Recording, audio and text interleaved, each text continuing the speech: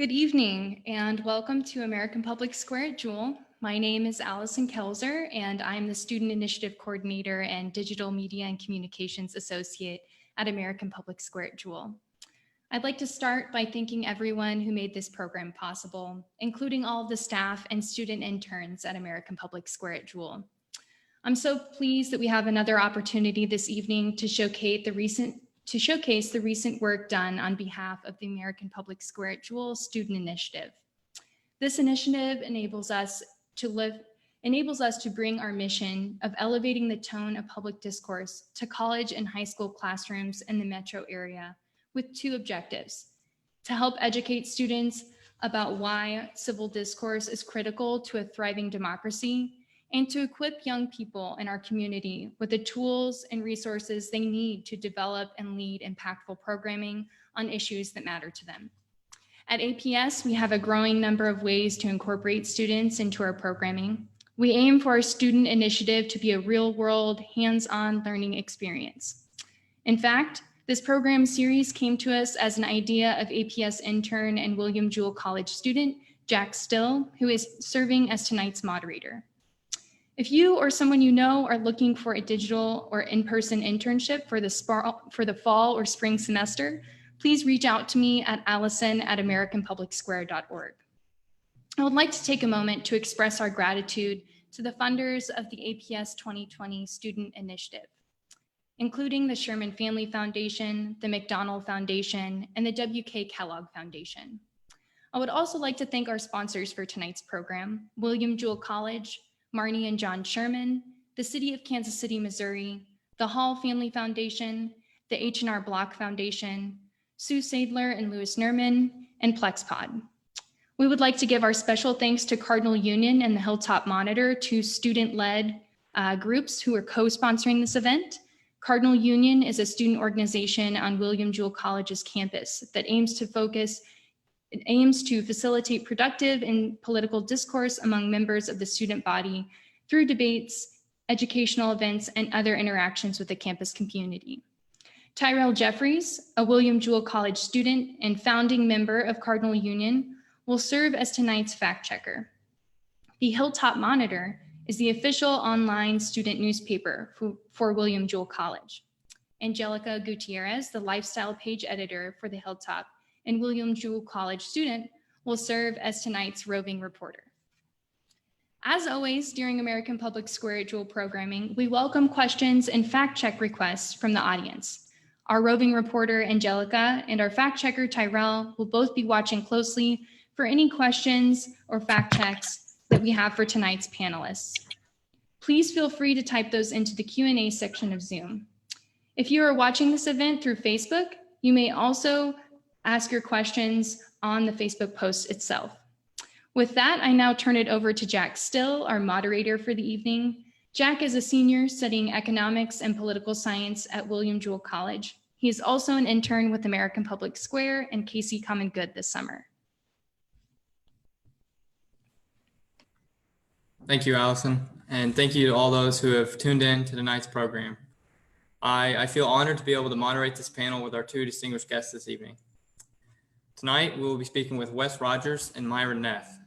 Wes Rogers is a Democratic member of the Missouri General Assembly, representing the state's 18th House District, which includes southwestern Clay County, a portion of Kansas City, and the entirety of the municipalities of Avondale and North Kansas City. He was elected to his first two-year term in November 2018 and is currently running unopposed for his second term. Wes holds a bachelor's degree and a law degree from the University of Missouri-Columbia and an MBA from Washington University in St. Louis. We will also have Myron Neth, a William Jewell alumni and a former Republican member of the Missouri House of Representatives representing the 17th House District, which includes parts of Clay County, Liberty, Kansas City, and Clay Como. Myron served in the Missouri House of Representatives from 2011 to 2015, and prior to his service in the legislature, he was a commercial banker for several area financial institutions. And after choosing not to run for re-election in 2014, he returned full-time to his family cattle operation as an owner and manager. Politics is still an interest, and after staying out of the political realm since leaving office, he has recently begun to engage in more ways, such as being appointed to the recent Clay County Constitution Advisory Committee to get public input regarding the recently passed Proposition C, and he also often writes editorial pieces that are published in places like the Kansas City Star and the Missouri Times. At a time when voting and democracy feel like such an important aspect of our lives, the perspectives of our elected officials should shape our conversations around policy and the future of our country, our state, and our local communities. This is especially true when it comes to issues that impact young and new voters, a particular demographic that may be encountering many important topics and discussions around policy for the first time during 2020's election cycle. That is why, through this student initiative event, we have brought together either current or former elected officials and politicians from both sides of the aisle to speak on these very issues, providing diverse and relevant viewpoints that will create an informative discussion for all those who wish to vote with purpose in 2020. And with that, let's begin tonight's conversation. Wes and Myron, thank you for taking the time to be a part of our panel. I want to kick off tonight by jumping into a discussion about the primary coming up on August 4th in the state of Missouri. Amendment 2, or the decision to expand Medicaid in the state, will appear on the ballot among a number of important primary races. And I want to throw this first question to Myron. What should all new voters know about the prospect of Medicaid expansion, and do you support it as a ballot initiative? Well, hi, Jack. Well, thanks for having me. It's great to be on here and be able to talk about some political things here and the stuff that's relevant for the day. As far as the Medicaid expansion, I think one of the biggest questions people like me have is where's the money coming from? In the ballot initiative, there's no allowance for where the funding is going to come from for it. Yes, the federal government is coming with supposedly 90% of it, but still 10% of it's going to have to come from the state of Missouri and have to come out of the budget somewhere. And that comes out of discretionary income. One thing I think that's really important for people to know, because I didn't know this when I went into office, is that when you look at the state budget, the largest portion of it is what you call non-discretionary, meaning that these things are mandated by the feds or other programs to be spent. And so really, I know in my time, the budget was only, I think, 24, 25 billion. I think now it's like 35. But in my time, only about 8 billion of that was what you call discretionary. So out of discretionary came education, came roads, came anything else. But there was all this stuff that was mandated to be done. So basically what we're saying is if this goes into effect, there's going to need to be a pot of money out there, and it could be anywhere from $200 to $400 million, depending on who's talking, but come out of somewhere. And the budget is already hurting. I mean, with all the COVID things going on, we're low on revenues anyway. And it's going to have to come from somewhere. It's come from schools. It's come from whatever. And I think the thing is, and here's the thing, and I'm not saying this from a point of view of not wanting to cover people. I think that's a wrong assumption. Would I like to cover more people? Yes. But one thing about Medicaid is that, when it was originally put into place, it was for, the elderly, for children from poor incomes, for the disabled. And what this new type of Medicaid did back when it was put in effect in 2012 or whenever it was, or back early, back within the last 10 years, is that it expanded it to people based on just income. And so they may be able-bodied, they may, maybe no children, but yet we're still going to fund that. Now, am I saying that's a bad thing? No, I'm not. I mean, yes, I would love to cover more people in a program like this. But really, the question is, it's a fiscal issue, is where's the money going to come from on this? And, so I know sometimes that doesn't sound, compassionate or what do you want to say? I mean, I know I get that. Okay. But really, if money is, if you got to find money, it's got to come from somewhere. And my question is kind of where. And so therefore, I mean, I'm not for it just because it's not explained to me. And I think there's better ways to do it. We tried to do it back in 2012 when I was still in office, and it failed and didn't get anywhere, unfortunately. Because I was one of the people who actually wanted to expand Medicaid this way. We wanted to do it the Missouri way and do it a way we could do it fiscally responsibly, but we didn't. So anyway, here's where we are today. Basically, and if it gets passed, it's kind of an unfunded mandate, in my opinion. Okay, thank you, Myron. Wes, I want to give you a chance to respond to the same question. What should all new voters know about the prospect of Medicaid expansion, and do you support it as a ballot initiative?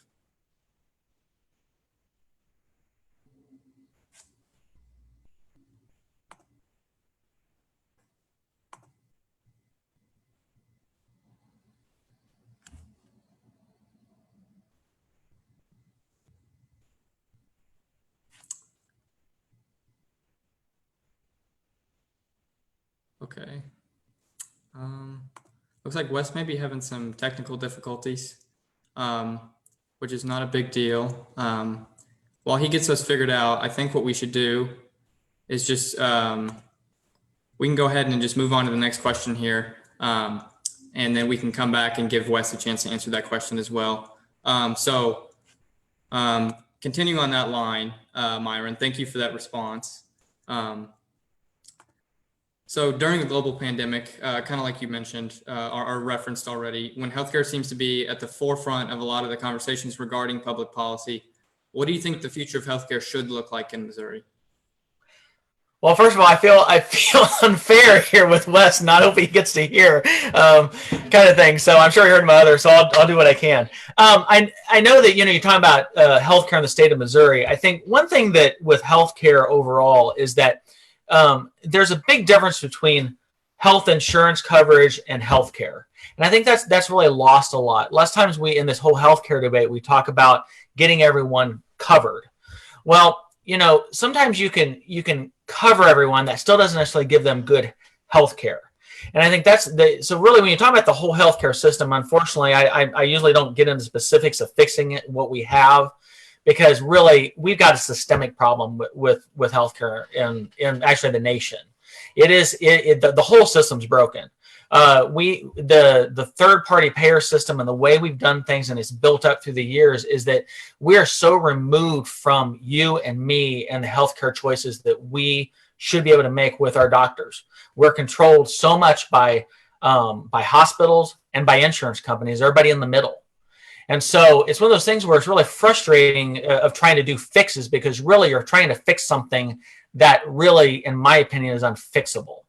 And but as far as in the state of Missouri specifically, I mean, quite frankly, I don't know if there's anything the state of Missouri can do, because we're so bound by so many things of the way things are done on the federal level. I mean, there's very little flexibility. I mean, we can't compete for insurance across state lines.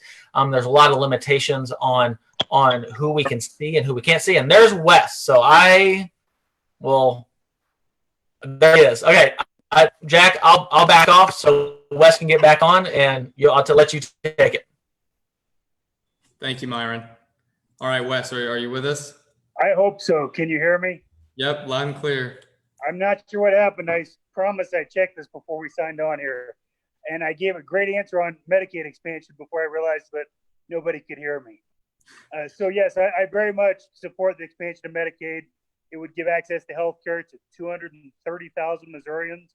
Most of those people are low-income people who are working but cannot afford health care right now. So morally, I think it's just imperative that we really focus on getting health care to people, especially people who are working.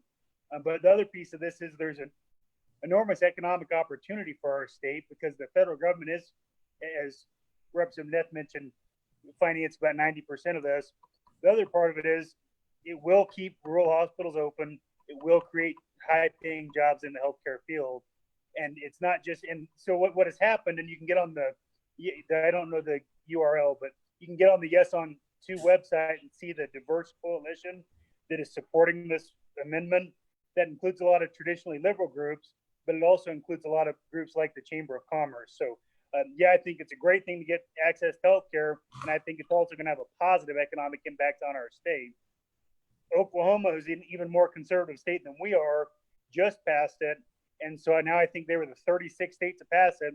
We're one of 14 that still hasn't done it. And hopefully we can get across the finish line here next week.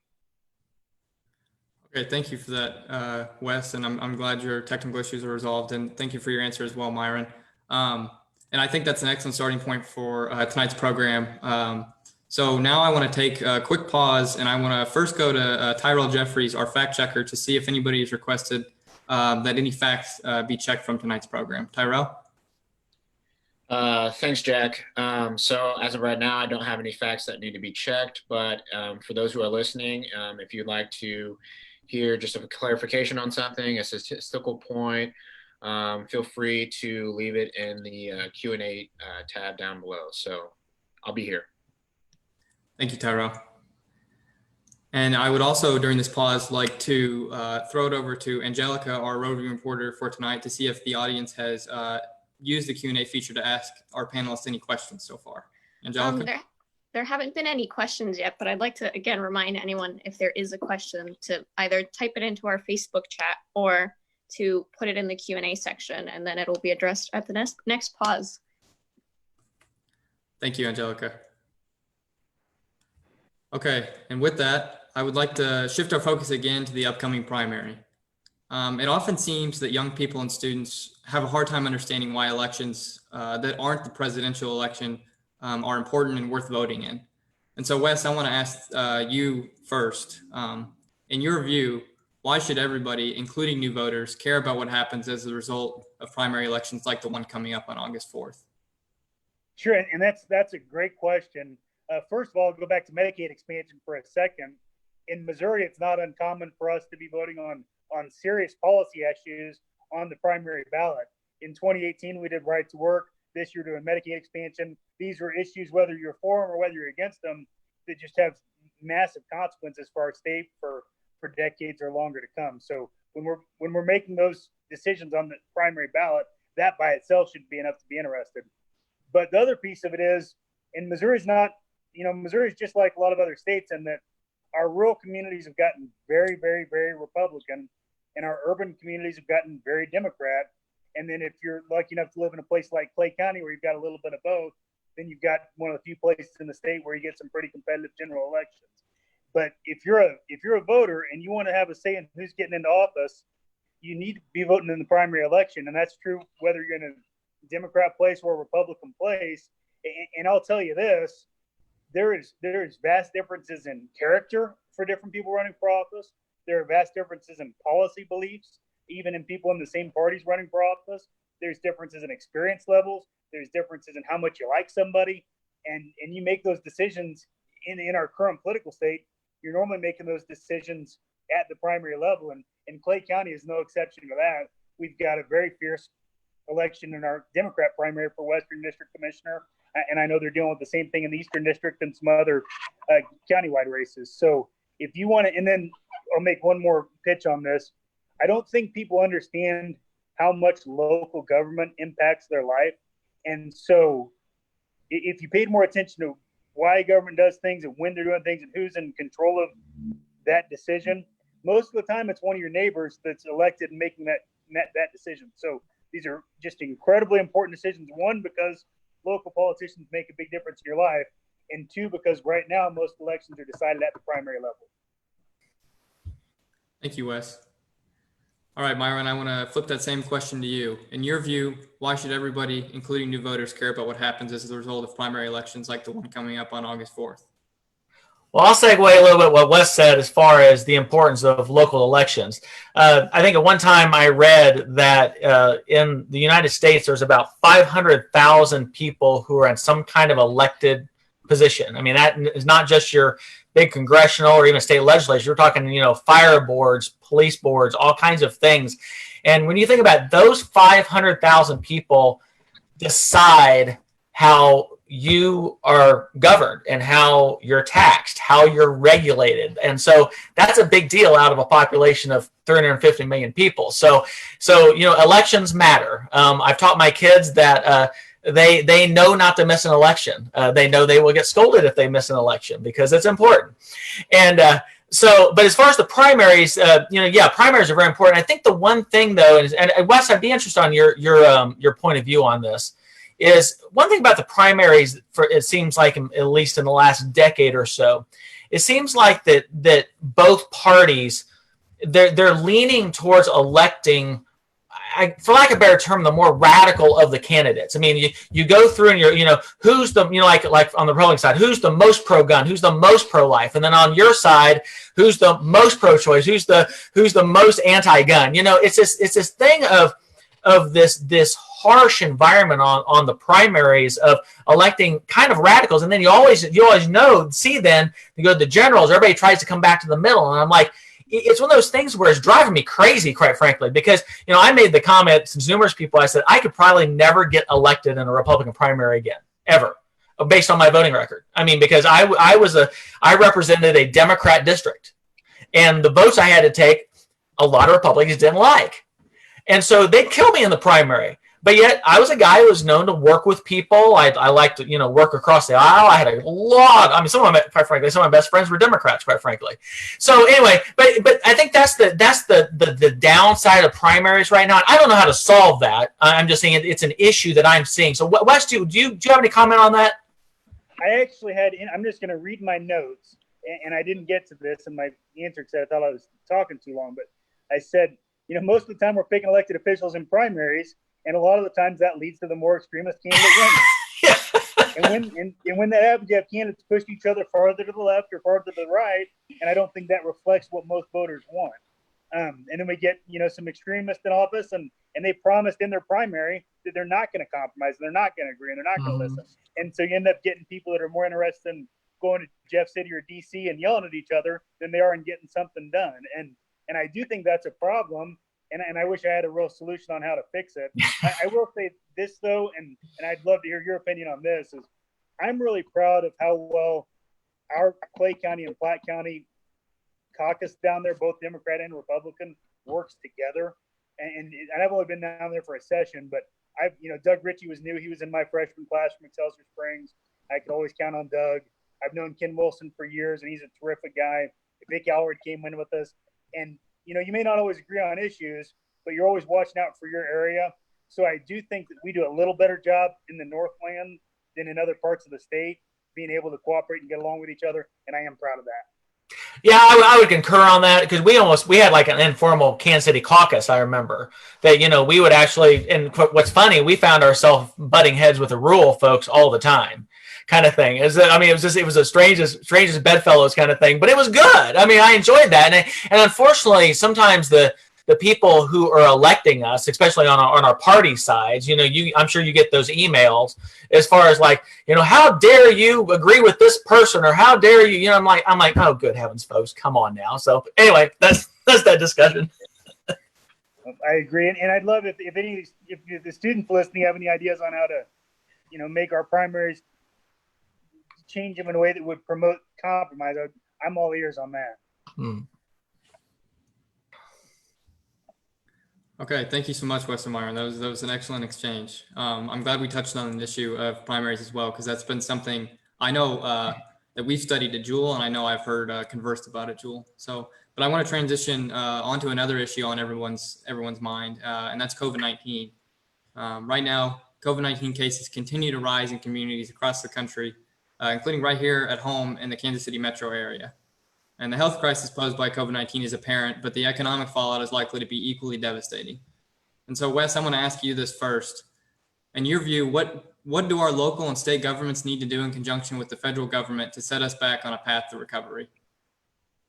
So when I'm not in Jeff City, I sell and lease commercial dishwashers to restaurants. So, I'm taking this has affected me when I'm not in Jeff City. I mean, tremendously. So I went back and forth on how to answer this question because I've got real mixed emotions on it. One thing that I'll say is the solution here, because this pandemic has had such a negative economic impact on everybody in our entire country for the most part. I think the only real remedy is going to come from the federal government, because we're going to need a lot of money to lift things up. And you've seen that with the CARES Act, and you've seen that now both the Democrats and Republicans came out with new proposals recently. And what they need to do is, and they did a pretty good job last time, they need to sit down and figure something out they can both live with, because every day that goes by where they're arguing with each other is doing a real disservice to dishwasher salespeople like myself. One thing that's tough about this area when you're talking about local control, I jump up and down all the time in Jefferson City trying to protect local control. And, I represent North Kansas City and Kansas City, and I think that they've got pretty good city councils, and they make it pretty easy for me to encourage local control. One of the issues that's happening right now, though, is that every single jurisdiction has, a different policy on masks, a different policy on who's open and who's not open. That makes, and then we're coupled with the fact that we're on the state line too, and they're doing things differently. That does create some hardship, and maybe that's just the trade of maybe we just deal with that because we believe in local control enough that we have to deal with that. But there's the biggest thing they can do at the local level is be consistent, talk to the federal government, the federal government needs to be consistent within itself too, because the CDC is saying one thing, the White House is saying a different thing, and then by the time it gets to the local level, it's who knows? Everybody's scratching their heads on what's supposed to be said. So another thing, and I'm going to sound like a Republican here for a second, but one thing that's been pretty effective, because this is such an unprecedented, unusual situation. We've seen the governor, and the governor did a good job on this, relaxing some red tape on businesses so they don't have to worry about getting in trouble. Like, the easiest example is to-go liquor sales. And I sent a letter with a Republican to the governor encouraging him to allow to-go liquor sales, because these restaurants rely on food and alcohol to make them, just to survive. And when they can't operate and do what they're used to doing, it's real hard for them to stay in business. So in this time, we need to look at alternatives like backing off and letting them do things they wouldn't otherwise be able to do. So that's one thing that the state and the local governments can work together to do, is cut the businesses a little bit of slack right now when all they're trying to do is feed their families and pay their employees. Okay, thank you, Wes. And I kind of want to ask a follow-up question, especially after at that response. How and why is the upcoming primary election in Missouri and the general election in November important in determining our success in achieving this recovery? So, and I try never to. I'm more interested in coming up with solutions than being too partisan. But that is an election. That's a partisan election, and I think that at this point we need to look and see how the government, at both from the city to the state to the federal government, we need to look at how they've done the last 6 months and ask, can we do better? And I think we can do better than what we've seen the last 6 months. So if it's me, I'm going in there and voting for the other guys, which in this case is the Democrats. So it is as partisan as I will get today, I promise. But I think that the Republican Party had their chance on this. I don't think they handled it very well. So I think it's time to start with people that's going to listen to health professionals a little bit more and get us back on track. Thank you, Wes. Myron, I want to give you a chance to answer both of those questions as well. So we'll start with the first. What can our local and state governments do, or what do they need to do in conjunction with the federal government to set us back on a path to recovery from COVID-19? Well, I mean, first of all, there's no good answer to it all. I think that's the bottom line on it all. I think that, the bars keep on changing, and it's not anybody's fault necessarily. It's just the nature of the beast, I guess you'd say. And, as far as the local and state, I mean, I think overall, everybody's done as well as they could with the information they've had and, with the resources they've had. I think it's one of those things. I mean, it's a moving bar, and, it's hard to keep up with something that keeps on moving, kind of thing. As far as like the federal government, its role, it's been inconsistent, but again, I come back to that thing of it's something where I'm this is not a partisan thing. I'm just saying I don't know. It may have been some different things done, but I don't know exactly what different things would have been done. I mean, maybe some things quicker, maybe some not quicker. I don't know. But it's one of those things where it's so easy. There's no silver bullet on this thing, and I think that there's a lot of people out there searching for that silver bullet. I mean, searching for that vaccine. Well, okay, yeah, I want a vaccine. Their dirty little secret is vaccine. Even if we get a vaccine, we all know the flu vaccine is 100% effective. Neither will this. Well, that's great. It'll help. We want it. Absolutely. But it's not the silver bullet kind of thing. And so one thing on the federal level, I will say I have been a little frustrated with, and this is something I think that I wish the White House and leadership would have taken would do a little more with, is on the testing side. I think the thing is that with testing, I think it is so important to have an easy to get quick test. That's the only way to stop quick spread. I mean, I'm thinking about, my wife's a teacher. So I'm thinking about the schools, and say they do go back in person. I mean, it should be a priority that if there's a kid in the school that there is somebody says, oh my gosh, he's sniffling, or whatever kind of a thing, get him to the office, get him a test, and find out within 30 minutes, an hour, whether we've got a problem or not. And to me, that I would have put that on the front burner of anything, of saying, okay, we will incentivize whatever company $1 billion or whatever it is, and say, we need an accurate, quick test in the market. The government will pay for it, and we'll get her done. And so just something specific like that, I think, would do a lot in the fight on this thing. But it's tough. I mean, good heavens. I mean, like Wes was talking about the economic impact of this thing. I mean, it's just, I don't know the path through. I mean, I wish I did. And I wish it's funny. Usually on political, I don't know if you're like this, Wes, but sometimes, on this issue, I have struggled. I'm like, okay, on most other issue, I can say, I know the answer. I can tell you what the answer is if you listen to me, kind of a thing. On this one, I'm kind of like, I don't know, so it's really frustrating. Well, and let me say, could I say something there, Jack? Yeah, go Wes. I'm good. So he's right, and that's something that I was feeling bad for my last answer. It's when you're in the minority party, it's real easy to sit there and criticize what other people are doing, and that's fine. I think that's an important role of government, no matter who's in the minority. But if you're going to criticize, have a solution. And I'm basically saying the same thing as Myron saying, hey, I don't really have a solution, but these guys aren't doing a very good job. So just if you're ever in a minority political party and you're going to criticize that, like that's your job, just come with a solution as well. Excellent. Thank you. Okay, well, I think we're at a point now where it's appropriate for us to take another quick pause. And first, I want to go to Tyrell, our fact checker, to see if anybody in the audience has requested any fact checks. Tyrell? Thanks, Jack. There have been no requests, so you can go ahead and turn it over to Angelica. Thank you. Okay, thank you, Tyrell. Angelica, do we have any questions from the audience? Yes, in fact, we do. A participant would like to know that this is for either panelist, whether the election of Donald Trump and the recent protests and people's reaction to it, do you think this has encouraged young voters to show up and vote? And do you think that there will be one party or another that's more likely to show up and vote nowadays? Wes or Myron, whoever wants to take it, feel free. Go for it, Myron. I think I answered first last time. Oh, okay. All right. I'll take it. Yeah, I tell you, this is so unpredictable of who this is going to fire up.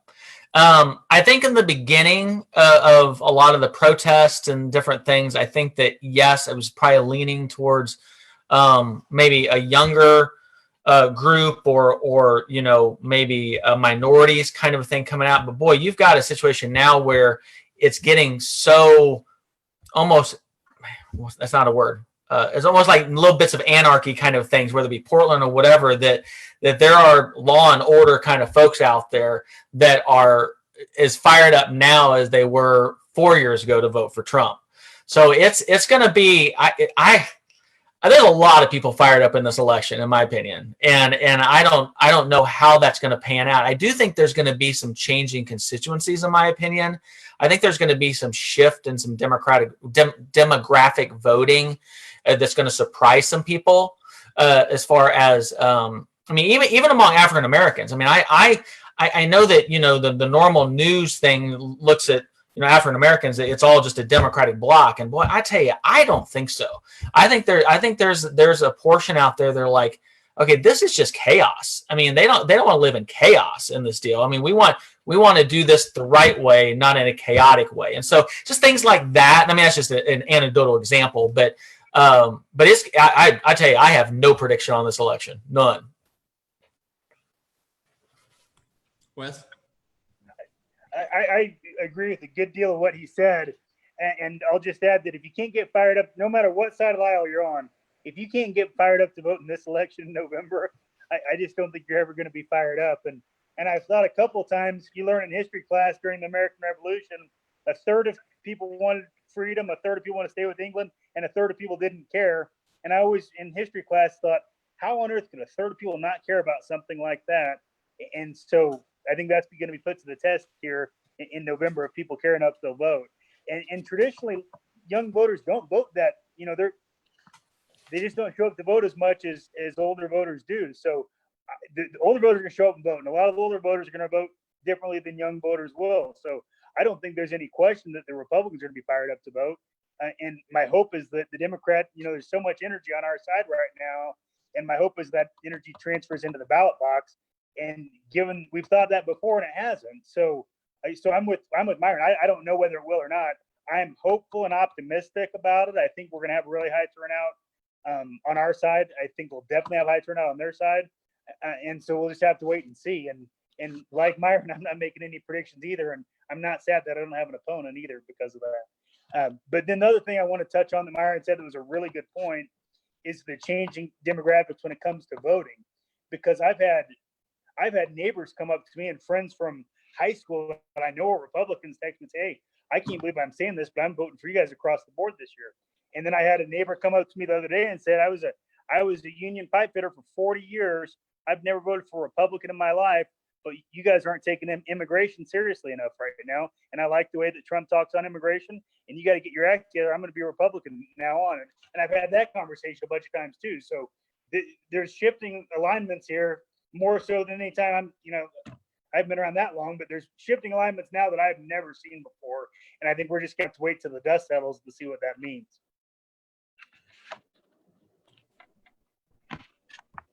Okay, thank you both for those answers.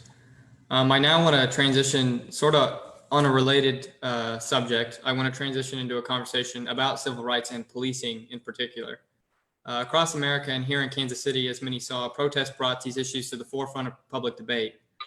So my question is for you, and Myron, I'm going to ask you this question first. What does every new voter need to know about police reform? Well, first of all, I think it's unfortunate that it took an event like George Floyd to bring something like this to the forefront. I mean, how tragic is that? But I will say, and I mean, I'm in a weird position here saying this, but I've always felt like that the police have not had quite enough oversight of certain things. I mean, for example, I mean, you watch TV shows all the time, like police shows, and they're talking about, well, internal affairs and blah, blah, blah. And I'm like, so basically they investigate themselves on things. And I'm like, whoever came up with that idea? And I think that this has brought up something that's probably need to be addressed for a long time. I mean, I think there needs to be a lot more independent oversight of police departments and law enforcement of actions that are taken and trying to mitigate situations. I mean, don't get me wrong. I know it's tough being a cop. Oh my gosh, I would not want to be a cop. I mean, the situations and split-second things they have to deal with. I know that. But boy, I've seen firsthand situations with police, and not myself, but I'm just seeing in general, been around situations where I'm like, okay, really, that could have been handled just a little bit differently to kind of take that situation down a little bit instead of playing the, hey, I'm the big cop kind of thing. Now I know I'm not, and I know that's a broad brush, and I want to be careful here. I'm not trying to paint anybody as bad, but I think this is an opportunity for us to look at policing and look at how we do law enforcement and have the potential to maybe do it better. I mean, nice. I'm not for defunding police, and I'm not for putting all social workers on the street. However, I mean, I said what is wrong with having more funding for social type workers in situations? Say you have a domestic thing going on. Okay, well, what you do is you have a police officer go out with a domestic or with a social worker. Social worker goes to the door. Police officer's just there in the background. Social worker tries to take care of it. If not, then a police officer may needs to get involved. I mean, but it's a thing that to me that's common sense to me, kind of a thing. And I'm surprised that more of that hasn't been done. So, like I said, it's unfortunate that an event like this had to take place for all this to get talked about. But I think it's a good discussion, and I wish there was. I think there's good practical answers, and for some reason, everybody's skirting around the issue. And I think it could be addressed pretty quickly and pretty easily, in my opinion. Thank you, Myron. What are our elected officials currently doing to address issues related to police reform? And I know you touched on it a little bit there at the end, but what do you think they should be doing to sort of implement more common sense policing? Well, I think it is what I was just saying is in terms of whoever's in charge. I mean, how do we do policing? I mean, if it's something non-violent or not violent yet, I mean, how do we go and mitigate that situation first before we, everybody, all the SWAT teams come and all that kind of stuff? I mean, like the George Floyd thing, I guess that, and I think everybody's frustrated with that situation, but, whether he was on drugs or not, or whatever, I don't care. I mean, from what I understand, and I hope my fact checks are good here kind of a thing, but it was over like a $20 counterfeit bill. And I'm like, okay, you're going to that extent for a $20 counterfeit bill. Is that really worth it? And, and those kind of decision-making kind of things that, it's going to take training. It's going to take, really holding the bad actors accountable. I think that's probably the problem that's happened in the last, in past in policing, is that a lot of the bad actors have been covered up. There's that case in Kansas City, Kansas right now with the retired cop he was just corrupt. And I mean, he was allowed to retire, get a full pension. And oh my gosh, that's egregious.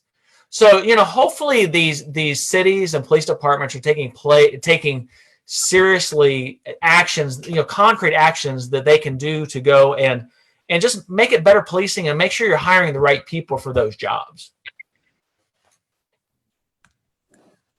All right, Wes, we want to hear from you now. What does every voter need to know about police reform? And Myron brought up several good points that I want to follow up on. My background, and actually, I don't know if Myron knows this or not, but I was a prosecutor with Kate Nolan, who I believe was your cousin. Is that right, Myron? Yeah, first cousin once removed. Yeah, so I prosecuted, and I was a criminal defense lawyer as well before I had moved on to other things.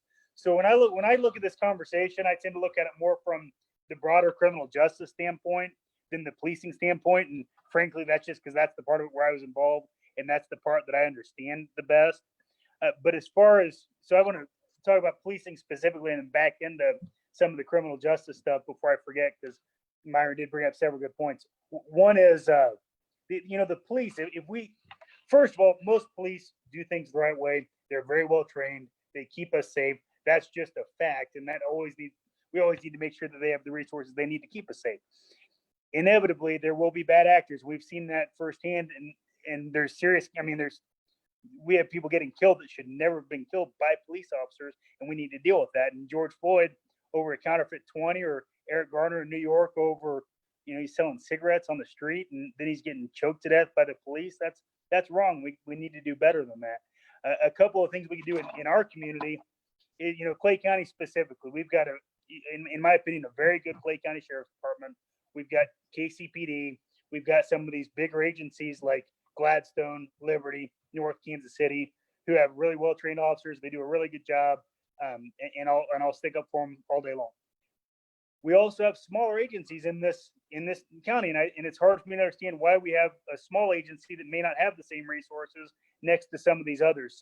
So for me, something I'd like to take a really hard, long look at is it necessary to have these small police departments that don't necessarily have the training and the skills and the ability, or maybe they're hiring officers that probably shouldn't have been rehired as officers.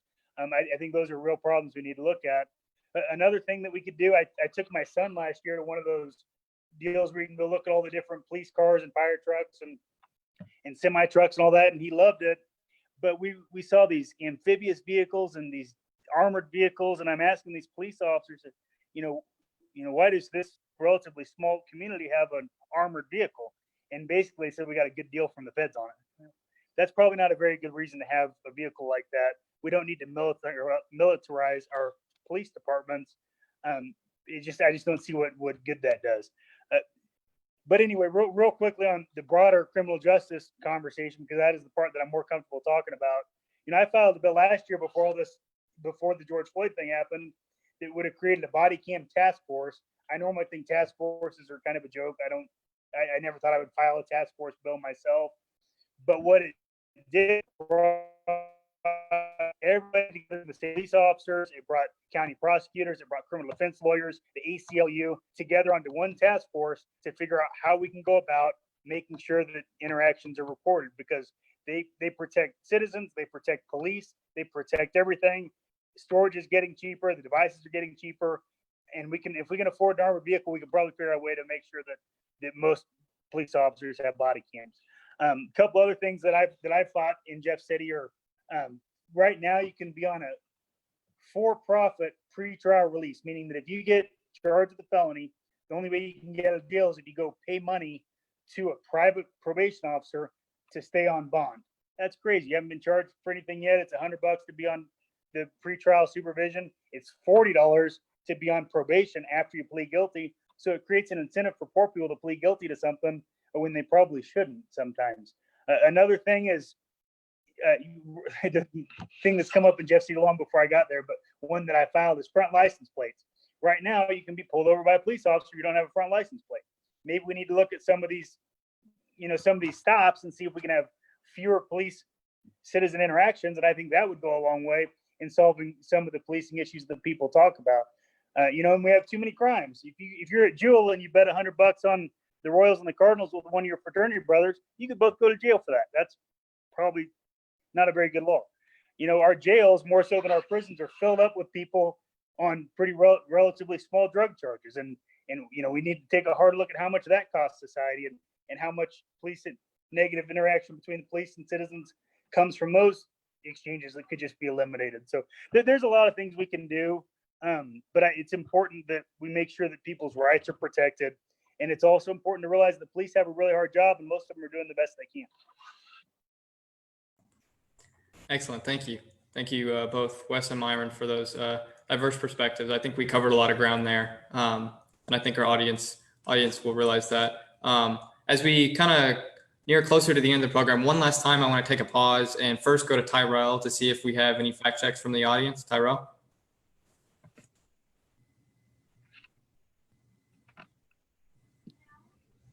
Sorry about that. There was a fact sort of question someone had sort of discussing the 10%, where that came from the state funding to where the federal government matches the other 90%. I couldn't find much on this fact and sort of where it breaks down that 10%, but whoever asked the question, if they would like to have it answered, I'm sure I can find something by the end of the call, and if they would want to be in contact. So that's all from me. And that was in regards to Medicaid expansion, correct? Yes, I'm sorry, yes. Okay, cool. Great. Angelica, one last time, do we have any questions from the audience? Yes, and this one's for both participants. Do you believe that the media has had a role in polarizing the nation? And if so, is there a way that we can improve our media to promote stability?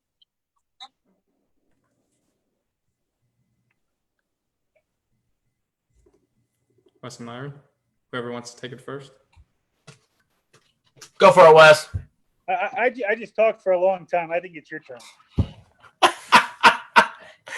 All right, I'll talk for a minute. As far as the media, I mean, I think that and of course, what's the definition of media? You got the normal media, you got social media, you got all kinds of things. I mean, yes. I mean, there's, everybody's going to the extremes of news kind of thing. And it's just, I tell you, I don't watch a lot of news anymore. I mean, I honestly, I just very rarely turn on the news or read. I read online, but I mean, I scan, I'll research a few things and go, what did I just hear? What I just read, kind of a thing. But I tell you, one of the most liberating things a person can do is just turn off the dang news.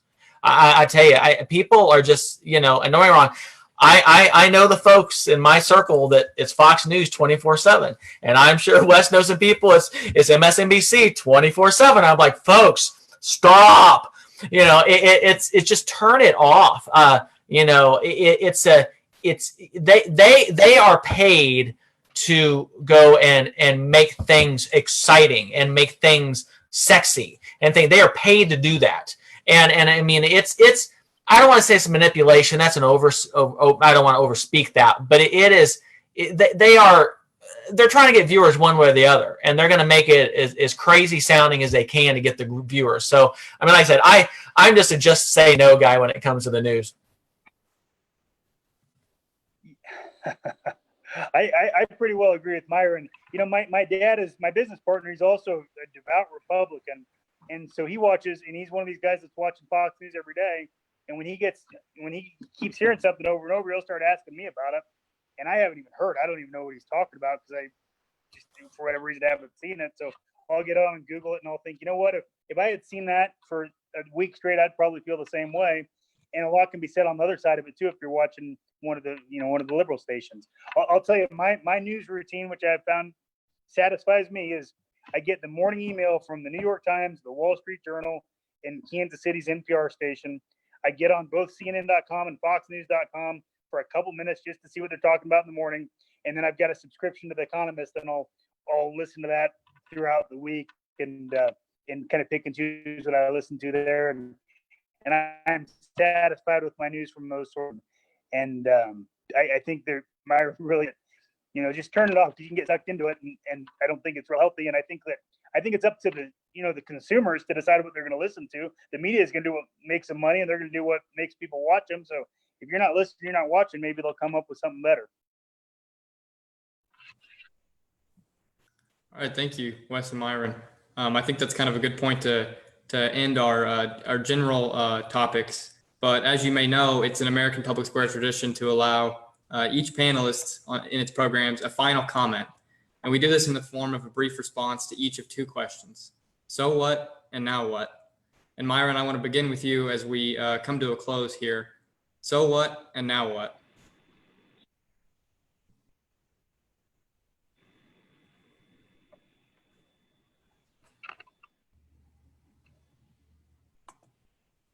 I think you may be muted, Myron.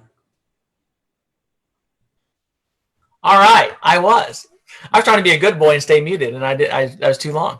I'm gonna circle back to something talked about earlier as far as the primary things. I think that's just a big deal in talking about the increasing polarization of the electorate and how that people are just on the primary side just seem to go towards the more extreme thing. And what's interesting is the fact that the voters, we all complain about, why can't they get along in Washington or Jeff City, and why can't they work together? Well, guess what? You're the ones electing them. I mean, you are the ultimate cause of this. You, the voters, the ones out there voting for these people because they're the ones doing it.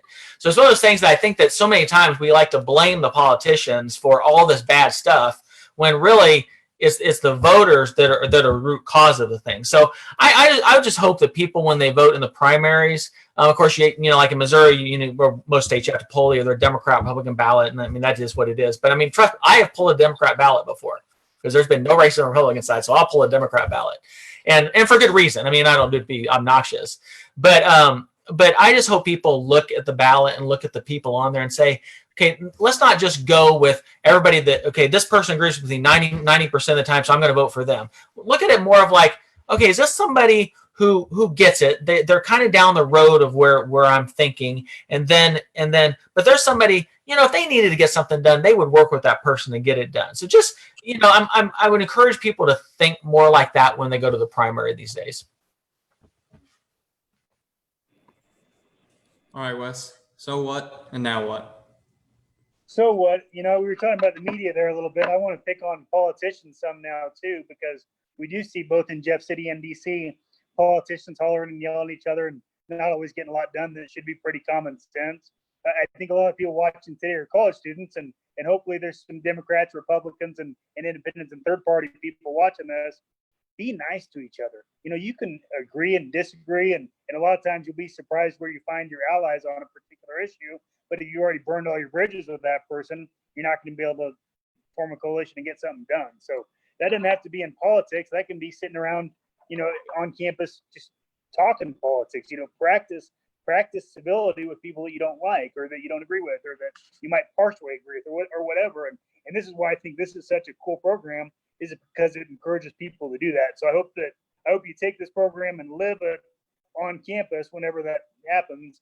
And I think that if young people are willing to do that, you can reset the course of politics in our country. And we desperately need that because we haven't set a very good example. And then what for me is do your research, go vote, and don't be afraid to vote how you feel. Just vote the way you think is right. And I'll back up Myron on that too. It doesn't necessarily have to be the person that you always agree with, but the person that's willing to, to be a leader and get things done. Great. With that, our conversation and our time together here this evening will come to a close. Thank you all, and thank you to our wonderful panelists, Wes Rogers and Myron Neth, for taking the time to be with us here tonight. I'm now going to turn it over to Allison Kelzer for a few closing remarks. Thank you so much, Jack. And thank you, Wes and Myron, for this excellent discussion. I hope those of you that have watched have felt like you've gotten something out of this conversation and will show up to vote on August 4th for the Missouri primary. I'd also like to take the time to thank all of our supporters who have attended tonight. If you enjoyed this program, I'd invite you to join us next Thursday on August 6th at 6 p.m. for the second event in this series, Coffee and Politics Voting with Purpose Part 2, which will feature statewide elected officials from both sides of the aisle in Kansas as they discuss issues relevant to young people and new voters. You should also consider joining us on the evening of August 11th for the third and final part of our mental health series, of our summer mental health series, From Resistance to Resilience, where we have spent the summer exploring the root causes of mental illnesses in our community and how we can find ways to meaningfully address them. For part three, we will host panelists as they discuss school in the time of COVID-19. Be sure to also check out our At the Square series of digital podcasts, which includes conversations from both sides of the political aisle, featuring Ambassador Alan Katz and co-chair to American Public Square Jewell's advisory board, Mike McShane. You can learn more and register for these events and podcasts all at our website at www.americanpublicsquare.org. As all of you may know, APS relies on the support of its members to maintain its programming. Thank you for your support, and remember to check out our upcoming members-only events. You can do so again at our website. We hope that those of you who are not yet members will take the opportunity tonight to officially join us. You can find membership information and take advantage of our summer membership match, which ends tomorrow, where you give one membership for every membership you purchase to a friend of yours. Again, at our website at www.americanpublicsquare.org/membership. Additionally, after the event ends this evening, you'll receive an email with a link to a short post-event survey. We would greatly appreciate if you could consider spending a few moments to complete the survey. These surveys help us improve our events and let us know what kinds of programs our supporters want to see from us. Once again, we here at American Public Square at Jewell, thank you for joining us tonight. Have a good evening, and we hope to see you again soon.